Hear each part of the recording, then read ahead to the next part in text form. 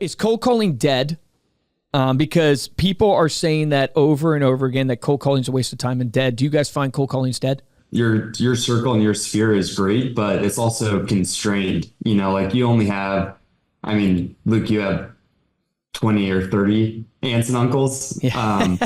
But we only have 5 or 6, right? So you kind of run out of family at some point. So I think that's the good part about cold calling is it's unconstrained. But also, you're able to put a voice on it. You're able to be authentic. And email marketing is just so, it's tough now. Everyone's emails are just flooded, right? So Agree. It's like 10 years ago, that was probably a really good route to get in front of someone. Nowadays, it's, really hard to make any progress by email marketing. So yeah, that leads you with direct mail or cold calling, right? And I think the combination of the two of those is powerful. Agree. I think you're hitting the nail on the head from one perspective. It's the reality with all other types of marketing is it's very passive, and you run out of let's say you post on social. Okay, that took you 5 minutes. Let's say you write an email. Okay, that took you 10 minutes.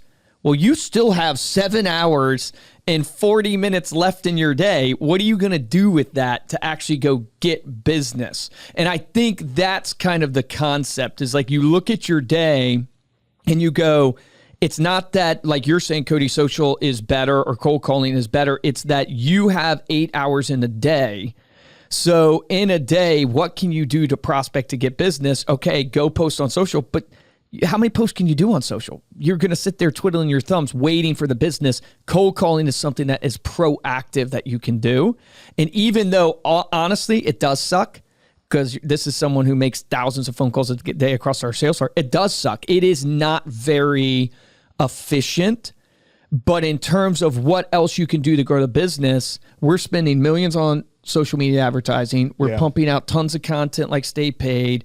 We are doing all these other avenues, but yet if we left cold calling, we would not close 25,000 plus new clients. You mentioned email, Sam, and there's like a big, I was reading an article the other day. There's a huge boom in terms of like where the investment dollars are going in cold emails. But even that, it's all automated. Right. So we have this system that will automatically warm up emails. It'll automatically warm up IPs. It'll automatically, then you load in your data and all of that's going and you have all of the copy and everything pre-written. So even that is a much more hands-off marketing approach. Great. So you guys have made tens of thousands of phone calls like us. Like, Rylan, what's your number one tip when it comes to cold calling that you find? Like if you were training a salesperson? No, look, I think the first 10 seconds is the most important piece. Like we see this a lot with calling financial advisors. I think you have someone's attention. And when I pick up the phone, I listen for 5 seconds and then I'm either hanging up, I think it's spam, or I'm continuing to be intrigued. So I think it's that hook that in the first 10 seconds, you really need to dig. And from our point of view, we make a lot of outbound calls once we're like approved through a channel, especially through the wealth management channel.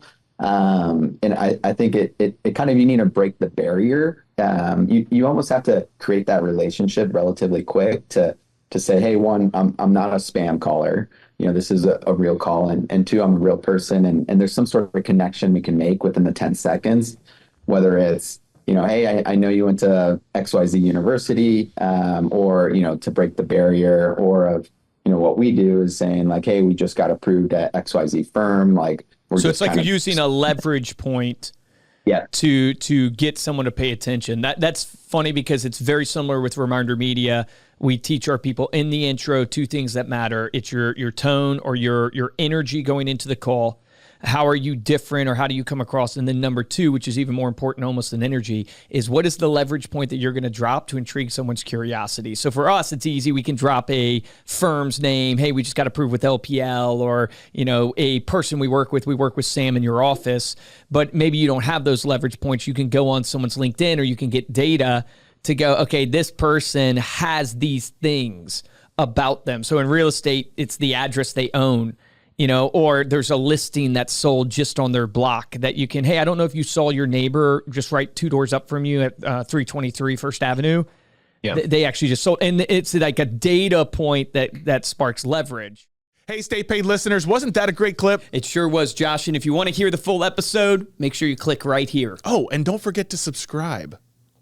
Come on, click right here. It's right here. Yeah, We got you. right here. It's not that hard. Go ahead.